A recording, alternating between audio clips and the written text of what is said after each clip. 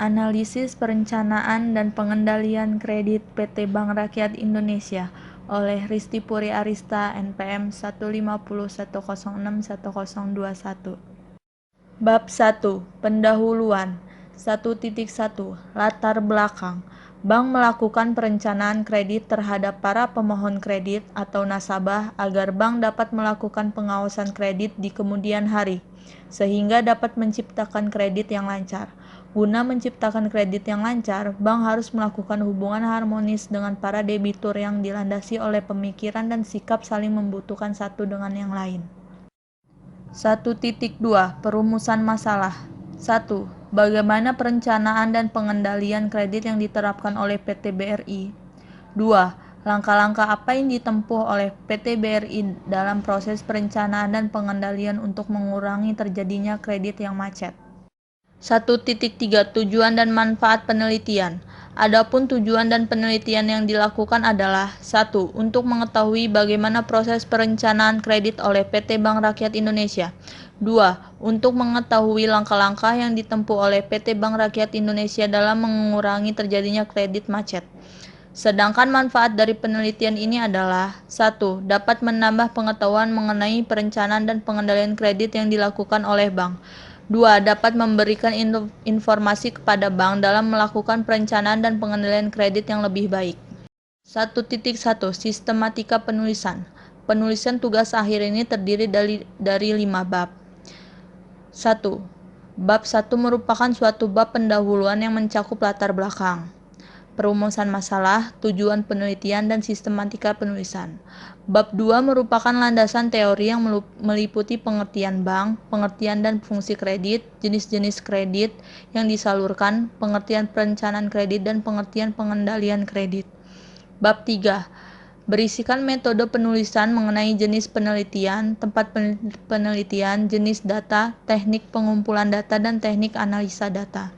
Bab 4 merupakan penjelasan mengenai penerapan analisa perencanaan dan pengendalian kredit pada PT BRI yang berisi mengenai gambaran umum, struktur organisasi dan ruang lingkup, pembahasan analisis perencanaan dan pengendalian kredit yang dilaksanakan PT Bank BRI, mencakup jenis kredit yang disalurkan, perencanaan, pengendalian, dan analisa kredit. Bab 5 merupakan bab penutup yang terdiri dari kesimpulan dan saran sesuai dengan pembahasan.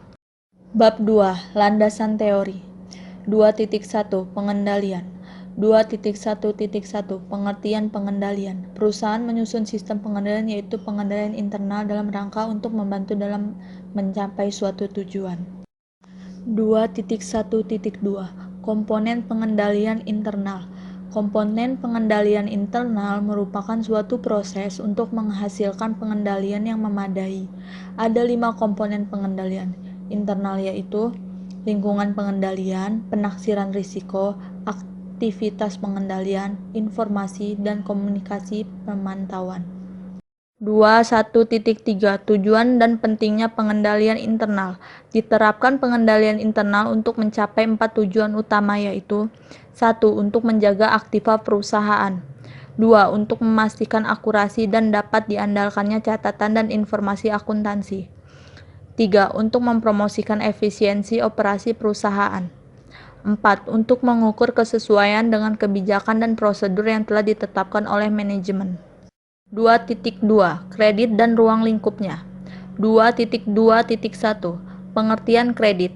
Kebutuhan manusia selalu meningkat, sedangkan kemampuan untuk mencapainya terbatas. Untuk memenuhi kebutuhannya, seseorang memerlukan bantuan dalam bentuk pemodalan, di antaranya berupa kredit. 2.2.2 Unsur-unsur kredit. Kredit yang diberikan oleh suatu lembaga kredit didasarkan atas kepercayaan, dan demikian pemberian kredit merupakan pemberian kepercayaan. Unsur-unsur yang terkandung dalam pemberian kredit adalah 1. Kepercayaan, 2. Kesepakatan, 3. Jangka waktu, 4. Risiko, dan 5. Balas jasa. 2.2.3 Tujuan dan fungsi kredit. Dalam membahas tujuan kredit, kita tidak akan dapat melepaskan diri dari falsafah suatu negara. Di negara-negara liberal, tujuan kredit didasarkan pada usaha untuk memperoleh keuntungan sesuai dengan prinsip ekonomi yang dianut oleh negara yang bersangkutan. yaitu dengan pengorbanan yang sekecil-kecilnya untuk memperoleh manfaat atau keuntungan yang wajar. 2.2.4 Prinsip pemberian kredit. Jaminan kredit yang diberikan anggota atau calon peminjam hanyalah merupakan tambahan, terutama untuk melindungi